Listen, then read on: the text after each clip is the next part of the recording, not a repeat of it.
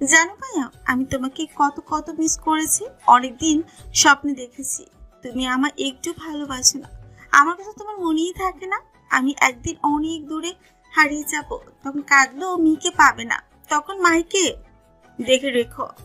আরিয়ান নিজে খুব অনুতপ্ত হয়। মিহির কান্না তার সহ্য হয় না। এই দুই নারীকে সে নিজের চাইতেও বেশি ভালোবাসে। মিহির কান্না আরিয়ানের বুকে ক্ষতের সৃষ্টি করছে। আরিয়ান মিহির মাথায় হাত বুলিয়ে বলে, আমার লক্ষ্মী বোন কাঁদে না। ছি, লোকে কি বলবে বল? একটা ছোট বাবুর মামুনি হয়েও তুই কাঁদছিস। আচ্ছা বল, কি করলে মেহু পাখি একটু হাসবে? মিহি কান্না থামিয়ে বলে, ভাইয়া, তোমার মিউ পাখির এখন আইসক্রিম খেতে ইচ্ছে করছে, তুমি নিয়ে আসো না প্লিজ। ফ্রিজের গুলো কি শেষ করে ফেলেছিস? মিহি ঠোঁট উল্টে চোখ ছোট ছোট করে বলে। হ্যাঁ, ওগুলো 3 দিন আগে শেষ হয়েছে। আরিয়ান অবাক হয় প্রচুর। কি বলে এই মেয়ে? তুই দাঁড়া, তোকে আজ আমি বেলকনি থেকে ফেলে দেব। আমি ফ্রিজ ভরে রেখেছিলাম আইসক্রিম, আর তুই তা 4 দিনেই শেষ করেছিস। মিহি আরিয়ানের থেকে সরে বলে, বকছো কেন ভাইয়া?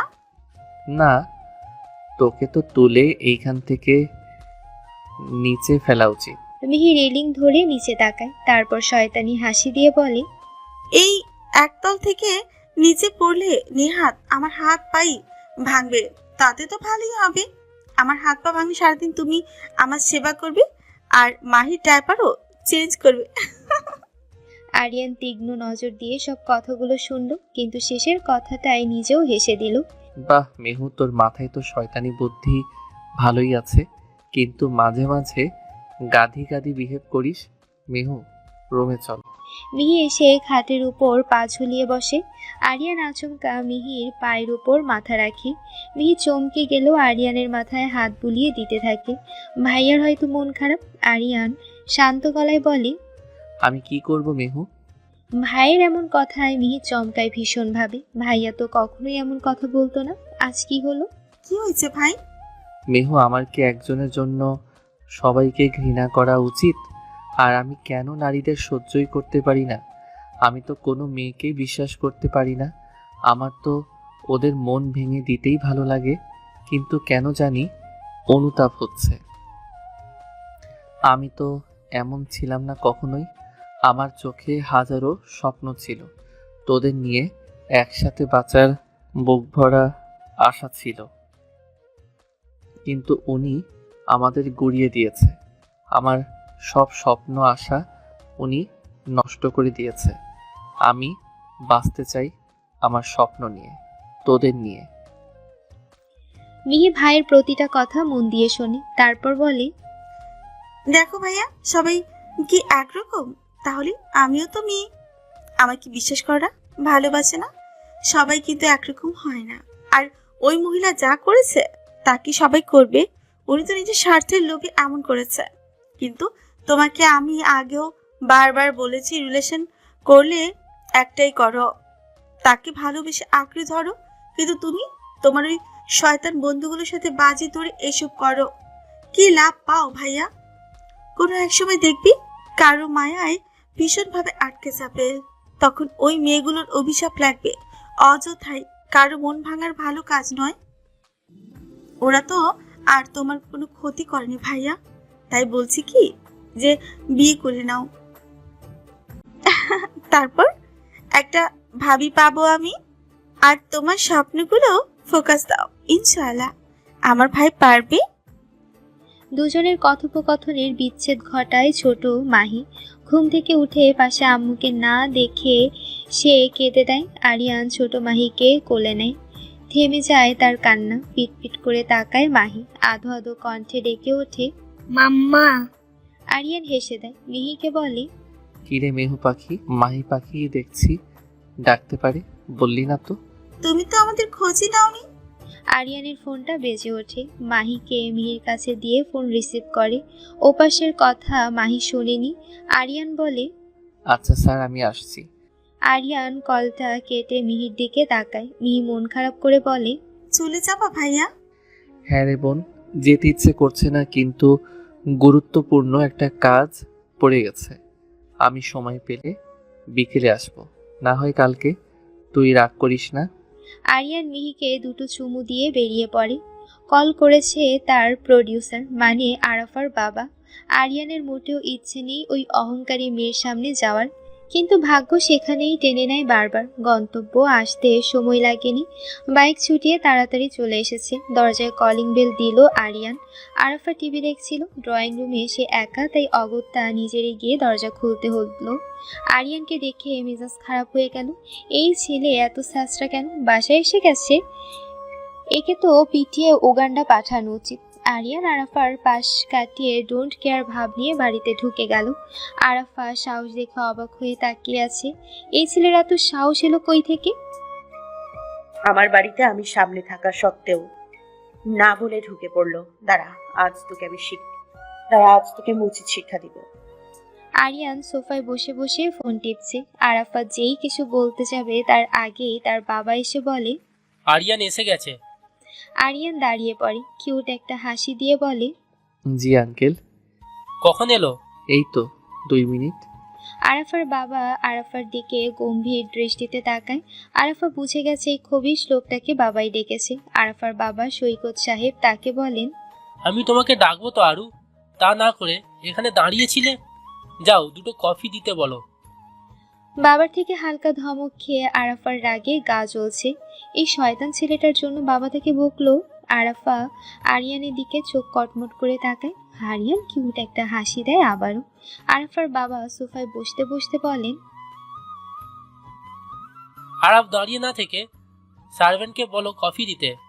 আরাফা কিছু একটা ভেবে শয়তানি হাসি দেয়, দৌড়ে কিচেনের দিকে চলে যায়। সৈকত সাহেব বুঝতে পারল না মেয়ের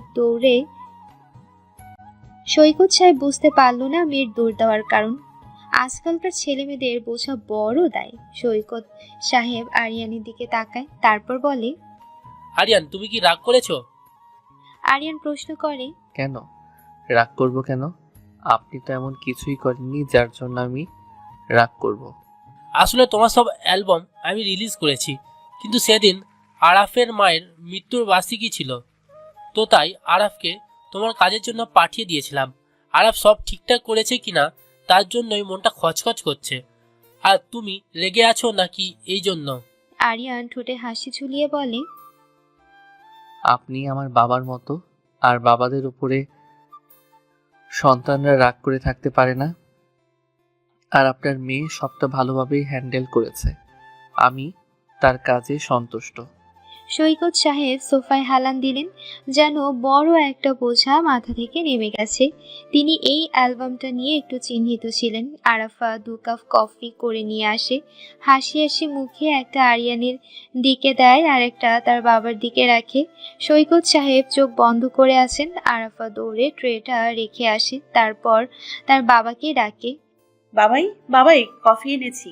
সৈকত সাহেব চোখ মিলে তাকায়, সোজা হয়ে বসে। আরাফা খুশিতে গদগদ হয়ে বলে, বাবা, কফিটা আমি বানিয়েছি। সৈকত সাহেব নিজের কফির কাপটা হাতে নেয়, আরেকটা আরিয়ানকে দেয়। সৈকত সাহেব স্বাভাবিকভাবেই বলে, এত পাকনামি করার কিছুই ছিল না। সার্ভেন্টকে বললে বানিয়ে দিত। আর করেছো যখন, তখন ভালো কাজ করেছো। মেয়ে মানুষের সব কাজ শেখা উচিত। এত খুশিতে নাচানাচি করার কিছুই দেখছি না আমি। আরাফার মুখটা কালো হয়ে যায়। কই, একটু প্রশংসা করবে তা নয়, জ্ঞান দিচ্ছে।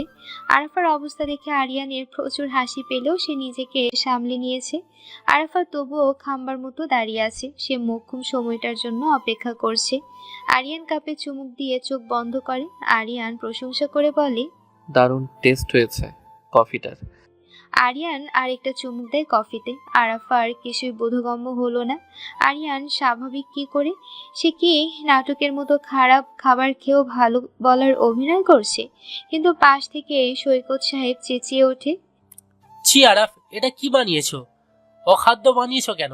যেটা করতে পারতে না সেটা কেন করতে যাও? ছি, এত লবণ কেউ দেয়? আর ঝাল কেন লাগছে কফিতে? কি কেউ মরিচ দেয়? তুমি কি কফি বানিয়েছো? আরাফা কাঁদো কাঁদো চোখে একবার বাবার দিকে তাকায়, আরেকবার আরিয়ানের দিকে তাকায়। আরিয়ান মুচকি হাসছে। আরাফার রাগে আরো বেড়ে যায়, কিন্তু একটা মিথ্যা বলে দেয় সে। আসলে বাবাই, আমি না নতুন একটা কফির রেসিপি দেখেছিলাম, তাই ওটা তোমার জন্য করেছি। কিন্তু আরিয়ান ভাইকে স্বাভাবিক কফি করে দিয়েছি। বাবা আমি বুঝতে পারিনি বাবা আমি বুঝতে পারিনি যে তোমারটা এমন হবে। আমি ভালোই করতে চেয়েছিলাম, কিন্তু মাঝপথে আরাফাকে থামিয়ে দিয়ে বলে তার বাবা। হ্যাঁ, অতি চালকের গলায় দড়ি। বেশি পাকনামি করো, তাই না? কে বলেছিল স্পেশাল কপি করতে? যাও এখান থেকে, মুখের টেস্টটাই বিগড়ে দিলে। আরাফার বাবা মাঝে মাঝে আরাফা ভুল করলে বকাঝকা করেন, তার মধ্যে শাসন না করলে ছেলেমেয়েরা উশৃঙ্খল হয়ে পড়ে। আরাফা মন খারাপ করে এক দৌড়ে সিঁড়িতে ধুপধাপ পা ফেলে উপরে চলে যায়। আরিয়ান এক পলক সেদিকে চেয়ে ভাবতে থাকে। কিছুক্ষণ আগে আরাফা যখন কফি দিয়ে ট্রেটা কিচেনে রাখতে গেল, আরিয়ান কাপে দুটো এক্সচেঞ্জ করে নেয়। আরাফা ওই অখাদ্য কফি আরিয়ানের জন্য বানিয়েছিল, কিন্তু আরিয়ান চালাকি করে বেঁচে গেছে এখন। আর দুষ্টুমি করতে গিয়ে আরাফার শাস্তিটাও মন্দ হয়নি। আরিয়ান গলা খাকারি দিয়ে বলে, আঙ্কেল, আজকের মতো আসি। সৈকত সাহেব উদ্বিগ্ন হয়ে বলেন, সে কি, তুমি প্রথম আমার বাড়িতে এসেছো, না খেয়ে চলে যাবে?